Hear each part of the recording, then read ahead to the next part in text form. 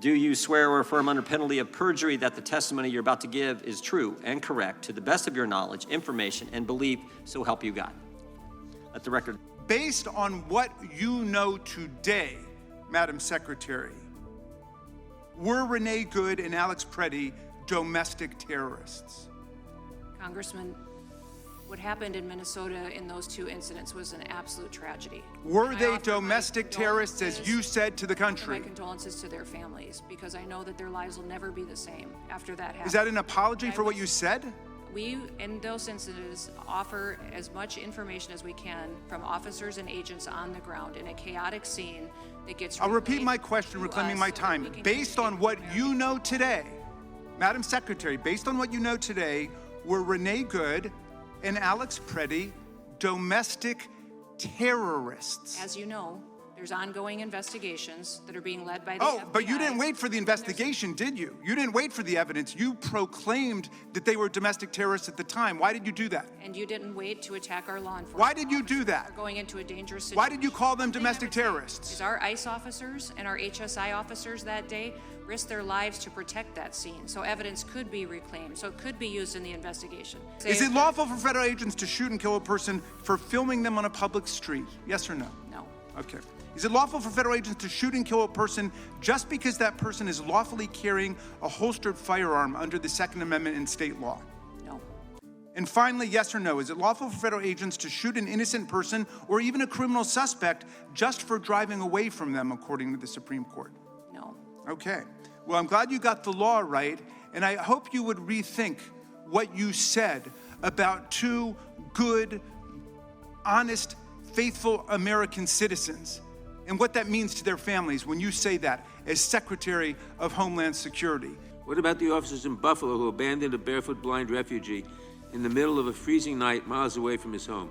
Will any of them face accountability? Sir, you talk about several different specific cases. What I would say is some of your facts are wrong on some of those cases. Will you at the very least commit today that DHS will cooperate with the investigation by local authorities in New York of Mr. Shah Alam's death? Yes or no?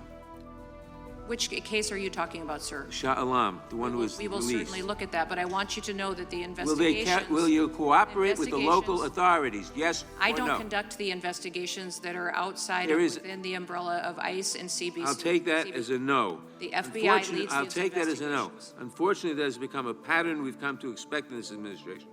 So why do you continue to talk about the worst and the worst when all the statistics show we're not stopping the worst and the worst? We're doing what Stephen Miller wants to do and set a record of deportations.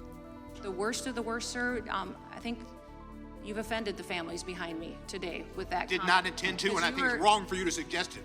You're commenting on the fact that the individuals aren't violent reoffenders, and you keep talking about the fact that these individuals that are in this country illegally don't harm families. No, I didn't say that. I said they're less likely than people born here. I didn't say that they don't do it. But you say you're only going after the worst of the worst, and you're not. Go after the worst of the worst. And if you did, people wouldn't find your department to be the worst department in the United States of America. We do targeted enforcement based on intelligence and go after the worst of the worst.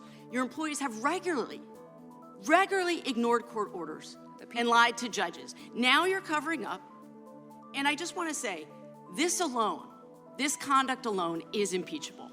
And I want you to know that Americans will get accountability for the damage that you have done, for the lawlessness of aspects of DHS, for killing innocent Americans, for terrorizing children. They will get accountability. And you are the Secretary of DHS for now. And you think you're immune from accountability, but I promise you this, one day, he is not going to be president anymore. He is not going to be in charge. And when that day comes, we will still be here. And we will still be seeking accountability. And in hearings like this, we are going to continue to prove your guilt.